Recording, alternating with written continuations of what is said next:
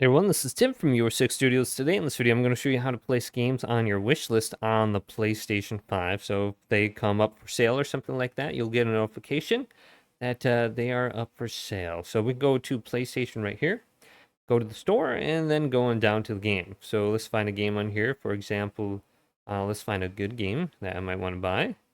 Maybe Metal Gear Solid. This is pretty sweet. Let's press X on it. And there should be an option right here by the money symbol. Wish list. Just add it to your wish list right here. And how you access your wish list is going to be a little bit different. We can go back to this page, go all the way up to the top, go all the way to the right, and go to the heart symbol, the wish list. And select this. You can see your games on your wish list and you can sort them. But you want to go ahead and just view the game under here. You can go to it. And you got to go to the game and remove it by going back to here. So I already bought this game, so I don't really need to follow it anymore. I'm just going to remove it. And maybe there was some DLC out for it, but here's South Park, and go to wish list and remove it. So you can see if there's any kind of deals or anything, the premium editions or upgrades.